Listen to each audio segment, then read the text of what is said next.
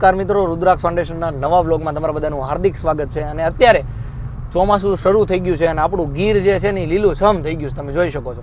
અને આજે અમે લોકો તુલસીશ્યામ જઈ રહ્યા છીએ અને તમને બધાને બતાવવાનું છે કે તુલસીશ્યામ જવા માટેનો જે રસ્તો છે તે કેવો છે અત્યારે અને એની હાલત શું છે. કેમ કે ઘણા બધાના પ્રશ્નો હતા કે રસ્તો બની રહ્યો છે, પણ અત્યારે જો અમે તુલસીશ્યામ અંદર એન્ટર થઈ ગયા છીએ, રસ્તો ખૂબ જ સારો છે. અને અહીંયા તમે દુધાળા પછી જે કામ ચાલુ છે તે મોટો રસ્તો બની રહ્યો છે, એટલે કામ ચાલુ છે. પણ હવે અંદર પહોંચ્યા પછી ખૂબ જ પ્રકૃતિનો આનંદ લેતા લેતા તમે કાર ડ્રાઈવ કરી અને તુલસીશ્યામ જઈ શકો છો અને ભગવાન શ્યામ સુંદરના દર્શન કરી શકો છો.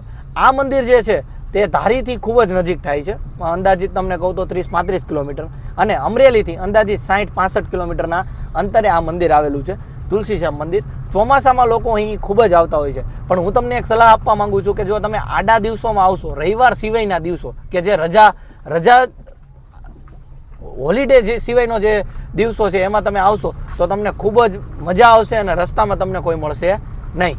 તો વ્લોગમાં બન્યા રહેજો. આજે આપણે ભગવાન શ્યામ સુંદરના દર્શન કરશું અને રસ્તામાં તમને તુલસીશ્યામના જે સુંદર મજાના દ્રશ્યો છે તે બતાવશું. તો અત્યારે તમે રસ્તો તો જોઈ શકો છો, સારો એવો રસ્તો છે. વરસાદ આવ્યો છે પણ એટલું બધું કંઈ થયું નથી રસ્તાને. તો વ્લોગમાં બન્યા રહ્યો. ચલો, તો અમે લોકો હવે ટિમ્બરવા ગેટે પહોંચવા આવ્યા છીએ અને અહીંયા પરમિટ છે તે નિઃશુલ્ક તમને મળે છે અને ફરજિયાત તમારે લેવી પડે. અને તમારું વાહન છે ત્યાં રોડમાં કે આડે અવડે વચ્ચે ઊભું રાખવું નહીં. તો હવે અમે લોકો ટિમ્બરવા ગેટે પહોંચવા આવ્યા છીએ, ત્યાંથી પરમિટ લેવાની છે અને ત્યારબાદ અમે લોકો તુલસીશ્યામ એ શ્યામ ભગવાનનું મંદિર છે તેના દર્શન કરવા જશું. અને તો હવે અમે પરમિટ લેશું. ત્યાં શૂટ અલાઉડ નથી કેમ કે બધી કેમેરા ચાલુ છે. તો હવે અમારા બ્લોગમાં બનજો, અંદરની વસ્તુ તમને બતાવશું. ધીમો ધીમો વરસાદ ચાલુ છે અને અમે આ ટિમ્બરવા ગેટથી અમને પરમિટ મળી ગઈ છે. આ ગીર અભયારણ્ય છે એટલે એ પરમિટ ફરજિયાત તમારે લેવી પડે. અને હવે અમે લોકો અંદર એન્ટર થયા છીએ.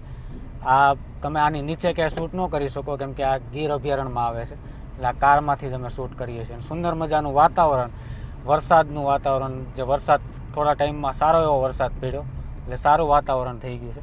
તો અમારા વ્લોગમાં તમે લોકો બન્યા રહેજો. હવે અમે તુલસીશ્યામ પહોંચશું ત્યાર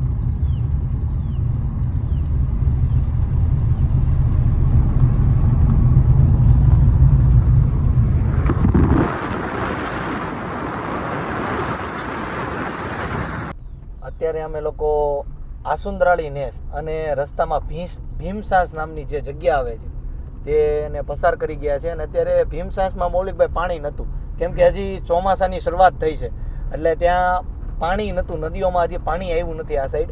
જો ઘણા લોકો એમ વિચારતા હોય કે નદીઓમાં પાણી આવી ગયું છે ને એવું હશે, તો એવું કાંઈ છે નહીં. પણ અહીંયા સતત વરસાદ પડે છે. જો તમે બાઇક લઈને આવવાનું વિચારતા હોય, પલળવાનું આનંદ કરવા માંગતા હોય તો બાઇક લઈને અવાય.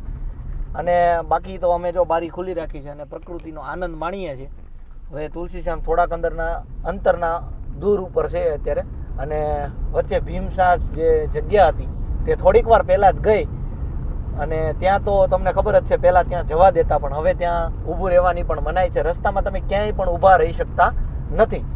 રસ્તો તમારે સંપૂર્ણ ગાડીમાંથી જ આ બધું વ્યૂ જોવા પડશે. જો બાઇક લઈને આવો તો બાઇકને પણ અહીંયા આવવા દે છે, પણ બાકી ખુલ્લા વાહન બીજા આવવા દેતા નથી. વરસાદ ધીમો ધીમો સતત ચાલુ છે અને અહીંયા તમે જોઈ શકો છો કે વન્યજીવોને તમે ખોરાક આપવો નહીં, તે જીવલેણ છે.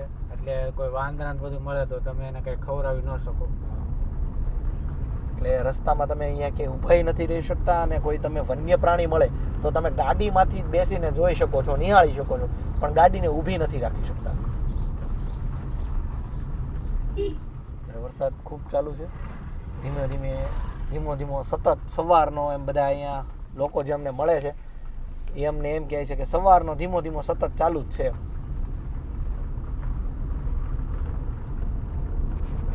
અત્યારે 4 વાગી ગયા છે અને અમે લોકો તુલસીશ્યામ પહોંચી ગયા છે.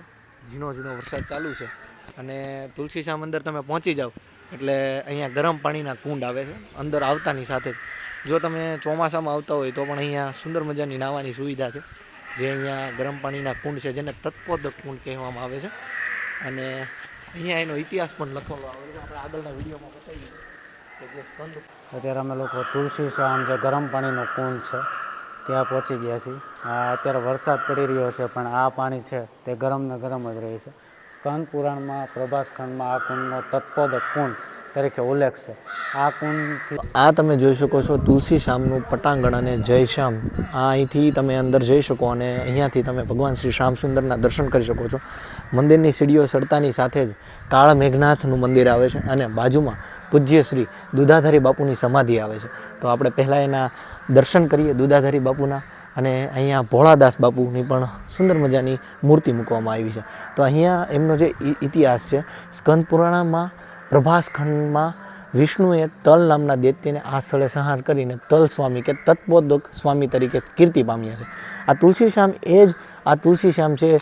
આ મંદિર 1000 વર્ષો પુરાણું છે, જેના 450 વર્ષ પહેલાં પૂજ્ય શ્રી દુધાધારી બાપુ કે જેમની અહીંયા સમાધિ છે, એમનો આ મંદિરનો જીર્ણોદ્ધાર કરેલો.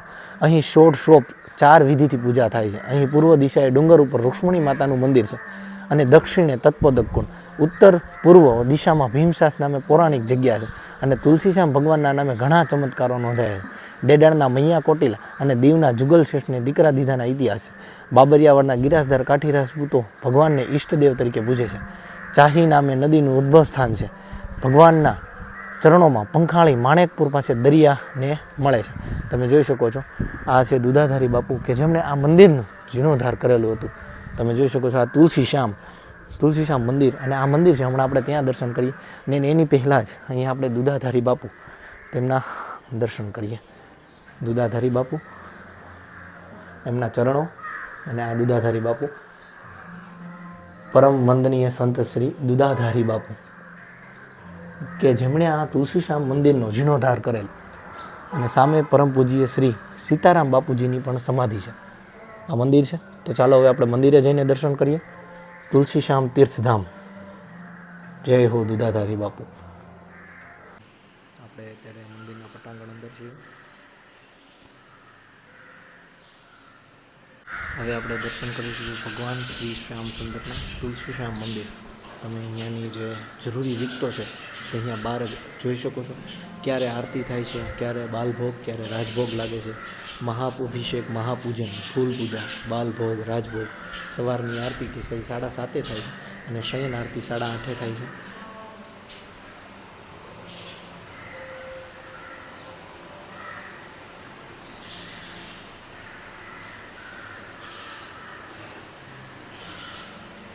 તમે મારી પાછળ શ્યામ સુંદર ભગવાનના સુંદર મજાના દર્શન કરી શકો છો. અત્યારે વરસાદના વાતાવરણમાં સુંદર મજાનું વાતાવરણ. તમે શ્યામ સુંદર ભગવાનના દર્શન કરો અને એની સામે જ બાજુમાં ઉપર પર્વત ઉપર રૂક્ષણીમાનું મંદિર છે. તો ત્યાં આપણે સીડી ચડીમાં અંદાજે 100 થી 150 જેટલી સીડી છે. તે ચડીમાં આપણે રૂક્ષમણીમાના દર્શન કરશું. અને વરસાદનું વાતાવરણ છે, ખૂબ મજા આવશે. તો વ્લોગમાં તમે બન્યા રહેજો. અને અમે લોકો હવે સીડી ચડી રહ્યા છીએ. તુલસી શ્યામ આવો તમે તો રૂક્ષ્મણીજી માતાનું મંદિર જે ઉપર છે તેના દર્શન તમે અવશ્ય કરજો. ખૂબ મજા આવશે. અને અહીંયાથી તમે જોવો છો, અહીંયાથી ભગવાન શ્યામ સુંદરનું મંદિર તમે ચોખ્ખું જોઈ શકો છો. અહીંયાથી ઉપરથી પણ તમે દર્શન કરી શકો છો અને ગીરનો સંપૂર્ણ નજારો અહીંયાથી તમે જોઈ શકો છો. અને અમારા એક મિત્ર છે ચંપુભાઈ ગીડા, એ એમ કહે છે કે આવો નજારો જોવો હોય ને તો ગીરમાં ધક્કો ખાવો પડે. તો આવો નજારો જો તમારે જોવો હોય ને તો ગીરનો ધક્કો અવશ્ય ખાવો જ પડે. તો હજી થોડીક સીડીઓ રહી છે, તો ચાલો ધીમે ધીમે ચડીએ. તુલસી શ્યામ મંદિર ઉપર આવેલા રૂક્ષ્મણી માતાના મંદિરે આપણે પહોંચી ગયા છે. અંદાજિત 100-150 સીડી ચડી અને તમે ઉપર આવી શકો છો. આ માતાજીનું મંદિર છે, રૂક્ષ્મણી માતાનું. અહીંયા તમે પક્ષીઓ પણ જોઈ શકો છો. ખૂબ નજીકથી તમે પક્ષીઓ નિહાળી શકો છો. અને આ છે જય માં રૂક્ષ્મણી માતાનું મંદિર. ચોમાસામાં તમે અમરેલીથી કોઈ નજીકની જગ્યાઓ ફરવા માંગતા હો તો તેમાંથી આ તુલસી શ્યામની જે પવિત્ર સ્થાન છે કે જેનો સ્કંદ પુરાણમાં ઉલ્લેખ છે, તો આ જગ્યા તમે જરૂરથી વિઝિટ કરી શકો છો. ગીરની મધ્યમાં આવેલી આ જગ્યા તમે જોઈ શકો છો. ગીર અભયારણ્ય કે એની મધ્યમાં આવેલી આ જગ્યા છે. અહીંયા તમે સંપૂર્ણ ગીરનો આનંદ માણી શકો છો અને ખૂબ જ સારી એવી આ જગ્યા છે. તમે જો અહીંયા લોકો દૂર દૂરથી આવે છે દર્શન કરવા. અને ચોમાસામાં જ આ ગીરની રોનક જોવા જેવી હોય છે. અહીંયા મંદિરની પાછળ પણ હું તમને દર્શન કરાવું. રૂક્ષ્મણી માતાના જે મંદિરના દર્શન કર્યા એની પાછળ જ તમને દર્શન કરાવું. ગીર તમે જોઈ શકો છો.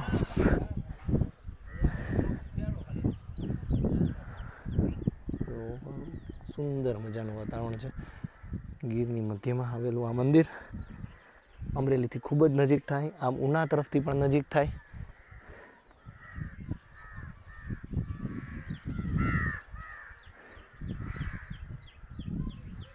રૂક્ષ્મણી માતાનું મંદિર. હવે અહીંયા થોડીક વાર બેસીશું અને ફરીથી નીચે ઉતરશું અને તમને અહીંયાથી મળતી જરૂરી એવી બસોની માહિતી આપીશું કે અહીંયા તમારે આવવું હોય, જો તમારી આગળ ગાડી ના હોય, કાર ના હોય, તો તમે અહીંયા કઈ રહેશો. બાઇક કે કારની સુવિધા વગર અહીંયા તમને બસ પણ મળે છે. આવવા જવાની તમને સુવિધા ખૂબ સારી છે. અહીંયા સુંદર મજાનું GSRTCનું એક બસ સ્ટેન્ડ પણ છે, તો તેમની પણ માહિતી આપીએ. તમે સામે મંદિર જોઈ શકો છો કૃષ્ણ ભગવાનનું, અને આ તરફ રૂક્ષ્મણી માતાનું મંદિર જે ડુંગર ઉપર આવેલું છે. આ તરફ જે રસ્તો જાય છે તે ઉના તરફ, ઉના ધોકડવા તરફ જાય છે. અને આપણે આ સાઈડથી આવ્યા કે જે આસુંદર નેસ, અને ત્યાંથી ટિમ્બરવા જે ગેટ આવે છે, ગેટથી દુધાળા જીરા થઈ અને ત્યાંથી તમે અમરેલી તરફ અને વિસાવદર કે તમારે ખાંભા તરફ કે જ્યાં જવું હોય ત્યાંથી પણ જઈ શકો છો. તો બ્લોગમાં બિના રહેજો, મજા આવશે. તો જોજો, હજી આગળ તમને માહિતી આપું બસ માટે.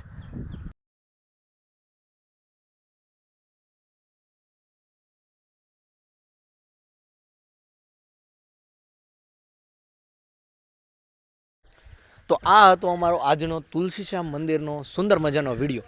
જો તુલસીશ્યામ મંદિર તમે ચોમાસામાં ફરવા આવવા માંગતા હોય તો મેં તમને પહેલાં કીધું એમ કે જો તમે કાર, બાઇક એવી કોઈ વસ્તુ તમારી આગળ સાધન નથી કે ત્યાંથી તમે અહીંયા આવી શકો, તો તમને અહીંયા બસ પણ મળી શકે છે કે જે બસ તમને ધારીથી સરળતાથી મળી શકે છે. સવાર સાંજ અને અહીંયાથી તમે આરતીના દર્શન કરી અને પણ બસ મળે છે એવી અહીંના લોકલ લોકોએ અમે જાણકારી આપી છે કે તમે આરતીના દર્શન કરી અને પણ તમને અહીંયાથી છેલ્લી બસ મળે છે. તો એવી અનેક બસો અહીંયાથી મળે છે કે જે તમે અહીંયાથી ધારી જઈ શકો છો, ધોકડવા જઈ શકો છો, ઉના જઈ શકો છો. અને દીવવાળો રૂટની પણ ઘણી અનેક બસો અહીંયાથી ચાલે છે, જેવી કે રાજકોટ દીવ છે, દીવ પછી દીવથી ઉના ઉપલેટા છે, જેવી ઘણી બસો અહીંયાથી, સત્તાધાર છે, ઘણી બધી એવી બસો અહીંયાથી ચાલે છે. જો તમે અહીંયા આવવા માંગતા હોય તો તમે ધારી સ્ટેશનમાં ફોન કરીને પૂછીને બસની જાણકારી મેળવી શકો છો. તો અમારો આજનો આ વિડીયો ઇન્ફોર્મેશન માટે હતો કે તુલસીશ્યામ ચોમાસામાં જવા માટે બેસ્ટમાં બેસ્ટ લે છે કે જો તમારા ફેમિલી સાથે ફરવા જવા માંગતા હો અને ભગવાન શ્રી શ્યામસુંદર ભગવાનના દર્શન કરવા માંગતા હો, અને સાથે સાથે અહીંયા રામદેવજી મહારાજનું પણ મંદિર છે અને રૂક્ષ્મણી માતાજીના પણ તમે અહીંયા દર્શન કરી શકો છો. મળીએ નવા વિડીયોમાં, ત્યાં સુધી જય શ્રી કૃષ્ણ, જય હિન્દ.